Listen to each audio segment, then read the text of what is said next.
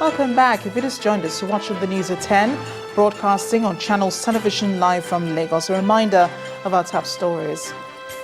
Nigerian Air Force says it is aware of possible location of Chibok girls.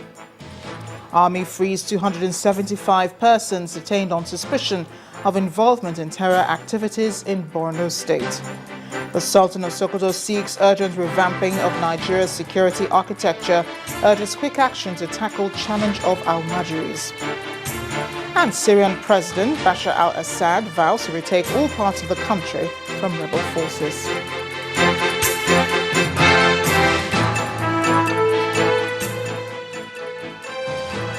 You can read up more on our top stories on our websites, channelstv.com and on youtube.com/channelsweb.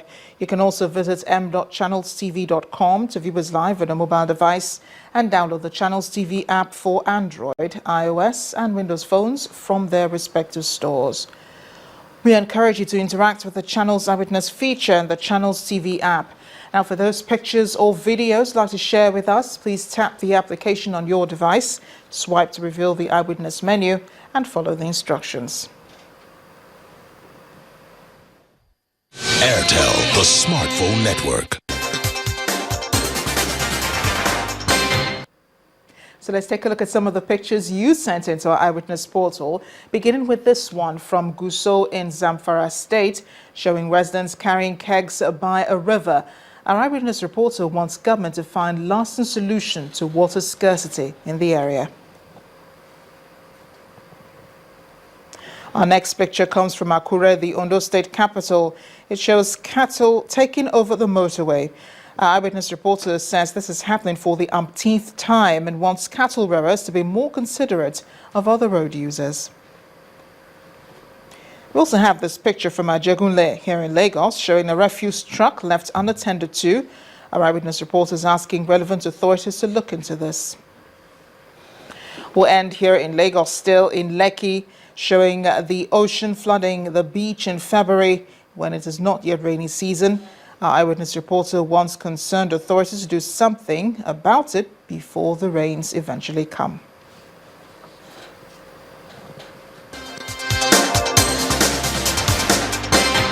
Airtel, the smartphone network.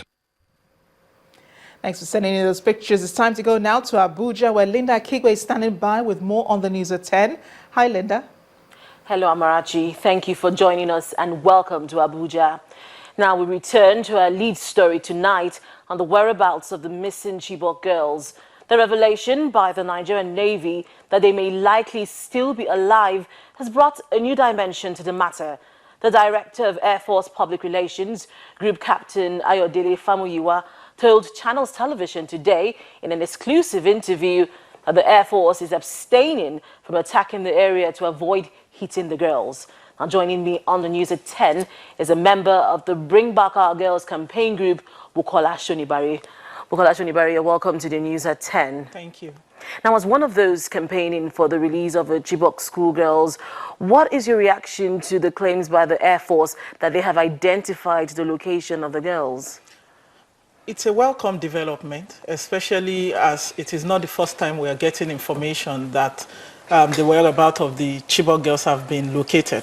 Right from the first month since the abduction, and then up until now, 669 days after, there's been a series of such kind of talks. However, it is important for us to ensure that when such concrete statements are being made, they have been, that means the Chibok girls have actually been identified. That means the human activities that are going on there is known and concretized to be that of the Chibok girls, and it has been verified. So it's a welcome development for us. Now, is this coming as a surprise to you after we heard the Commander-in-Chief say he does not know where the girls are, or the statement by former President Obasanjo that the girls will never be found? You know, is this latest information from the Air Force, is it coming as a surprise to you? No, it's not coming as a surprise to me, because when we look at the chronology of events, and let's look at first the fact that the president during the last presidential media chat said that they do not have credible information as to the location of the Chibok girls.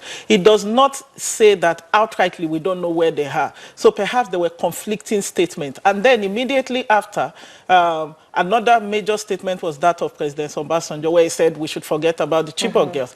But then the last chronology of events is what the president said during the EU Parliament, where he said that he is committed to the pledge to ensure that the Chibok girls are brought back. So when you look at this three chronology of events, first, we don't have credible information. Second, by former President Obasanjo, forget about them. And third, the statement made at the EU Parliament. It is only sensible for us to hold on to what the Commander-in-Chief has said. There is absolutely nothing, in my view, that former President Obasanjo knows that the President Buhari, would also not know. So if based on what he knows, he still comes out to instill that hope and, still emphasize his commitment to rescuing the Chibok girls alive, then it's only sensible for us to hold on to that. But where is all this confusion coming from? Where are we getting all this kind of, different contradicting statements from different quarters? Where is it coming from? I would look at it from two angles. One, from the angle of coordination.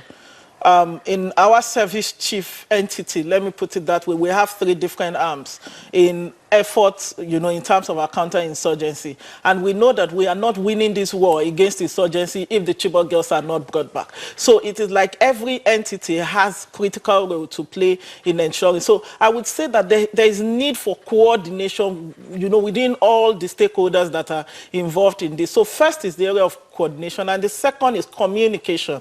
As much as we have said that we want hope, as much as we have said that we want consistent review or consistent feedback as to what is being done regarding the Chibok girls, one thing is important. We do not want to keep conflicting information. We do not want to keep putting out information there that would eventually still dash our hope. So before such kind of statements are released, it is important that they are verified. And when you say you know where they are, in our minds, we are immediately thinking within 1 week or 2 weeks max, the Chibok girls should be brought back, just as we are expecting in this case. Are you positive, that the girls can or will eventually be rescued? Do you have a glimmer of hope? Yes, I do. Be rescued?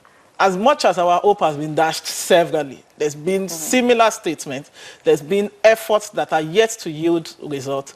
It does not mean that we have lost hope. So not just me as Buki Shonibare, but every member of the Bring Back Our Girls group and everyone who have stayed on this issue, we are holding on to hope. No matter how intangible it is, we may not have anything concrete to hold on to.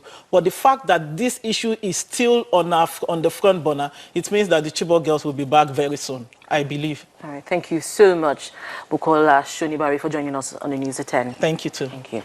Now to other stories. The occurrence of pipeline vandalism in various parts of the country may be high, but the nation's security agencies are doing all they can to contain the act. And this is evident in Imo and Bayelsa states, where the Nigerian Army and Nigerian Security and Civil Defense Corps are waging war against vandals. The fight against pipeline vandalism, although sometimes appears daunting, is one that must be won, and the nation's security agencies are pulling out all the stops to achieving this. On top of their game is the 34 Artillery Brigade Command stationed in Imo State, southeast Nigeria. Here, the team has arrested 12 suspected criminals, with 9 involved in illegal bunkering and transportation of crude oil products. The truck was loaded with 22,000 liters of substances suspected to be crude oil. The truck was arrested on a tip-off to own troops and the men of Nigerian Security and Civil Defense Corps. The suspects were said to have abandoned the truck lock. An electrician and excavator were hired before the truck could be finally pulled out from the sand and driven to the barracks. The leader of the pack confirms the allegation. So you deal in a black market? Yes.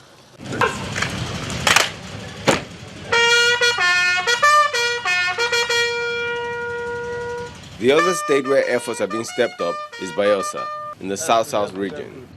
Here, the Nigerian Security and Civil Defense Corps, NSCDC, is receiving support from the state government with the commissioning of gunboats to contain the activity.